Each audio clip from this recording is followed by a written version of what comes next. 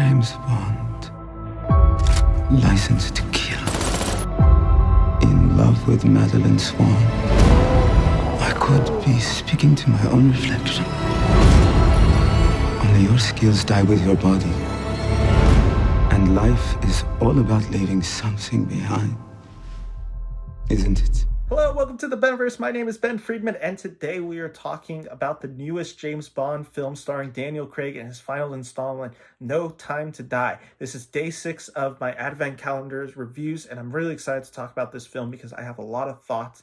As some of you may know, I wrote an article on the Daniel Craig era as James Bond, so I had to watch this film as well as the other ones at least once all the way through, and I watched certain scenes a few times over while writing it, and it actually just published today, which for me is the 3rd of December.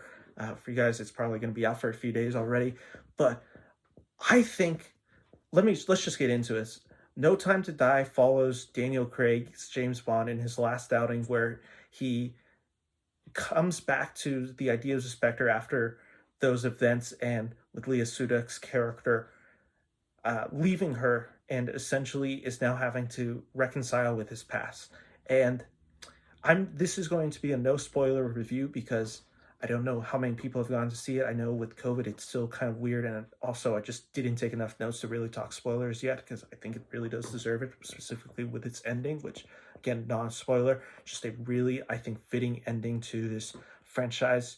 But yeah, let's just get into this. I am about 50-50 on the Craigs. I'd like Casino Royale. I think Quantum of Solace is a little unfairly hated, even if it's not great. I think Skyfall's good with a few issues that I have. I think Spectre is kind of a mess with some really entertaining actions. And I think No Time to Die, I would probably say it's Casino Royale number 1 really easily, Skyfall number 2, No Time to Die is a pretty easy number 3. And there's a lot to like about it. Now, first, I want to get some of the criticisms out. This movie is about 2 hours and 43 minutes long, and it feels like that. There is some things that happen in this movie where it's just like, it's really unnecessary to drive the plot forward, and it feels a little useless ultimately. I was talking to somebody today and I said you could cut 15 minutes of this movie out and it wouldn't affect the overall story. And I truly do believe it. I think this movie is about 15 to 20 minutes too long. And I think they do it to just give Craig the final send-off in a deserved way. But ultimately, it should have been trimmed a little bit by Corey Fukunaga, who's the director. But besides that, let's get into, I guess, some of my more positives. And I think the biggest positive is Daniel Craig in this movie. He continues to just shine as James Bond. And while Spectre, I think you saw how much, when he was going on publicity, how much Craig had an issue with playing Bond, where he made comments about slitting his wrist at the thought of playing Bond again. He did it. He played Bond again. I mean, maybe if you're getting paid that much money, all of a sudden you don't have that urge to slit your wrist anymore. Could be. Maybe he just had a script that he was really enthusiastic. It could be a mixture of those ideas. But what works about this movie is Craig's performance. It is the most mature performance you've seen at Bond. He is a character that is now looking at his life as his career as with the British services is drawing to an end, and he hasn't been working with them, and he feels, I think, like he sees his life as maybe wasted. And with the events that happen at the very beginning of the movie, where he essentially leaves Leah Sudak's, again, I'm horribly butchering her name, I do apologize, but leaving her character at the beginning, it really sets up this dynamic of him being scared of a commitment because of the events that happen with Casino Royale, where Eva Green's character does die.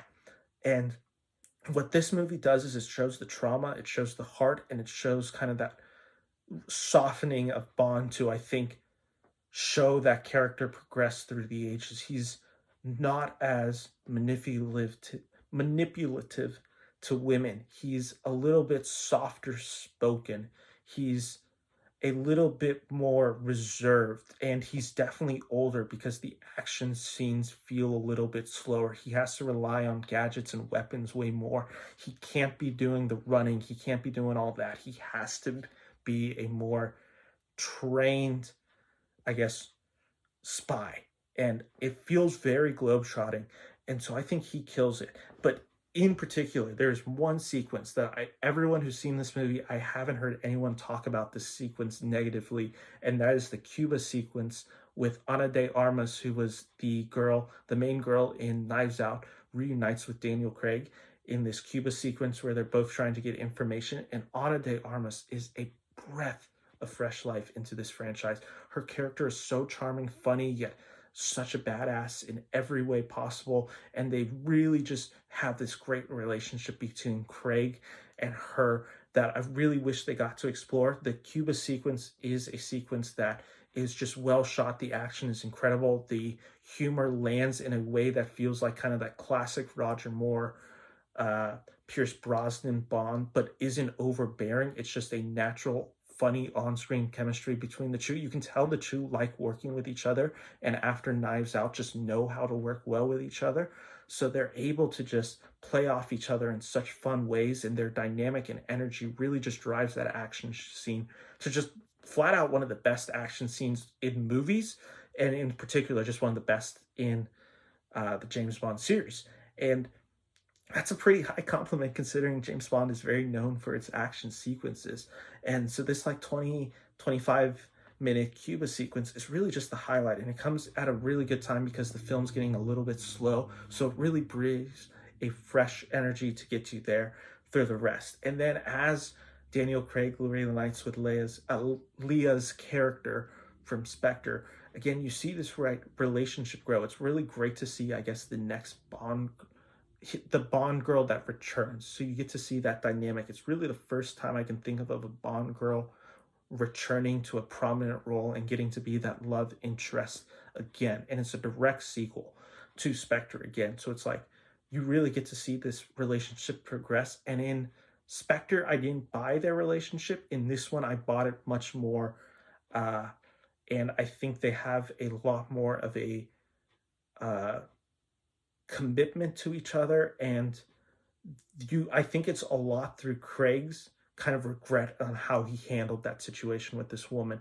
Now, as the action, like I said, it's incredible, and specifically the final action sequence, the final 30 minutes are just jaw-droppingly, just amazingly choreographed by Corey Fukunaga and the team. Like the final 30 minutes, Craig just delivers the heck out of the action, and it feels very reminiscent of Casino Royale with kind of the newer Spectre Skyfalls, where it's the perfect blend of the old and the new coming together for this final installment. It really wraps up the Craig series really well. There is one huge issue I have with this film, and it takes the movie from, I think, would have been great to now good.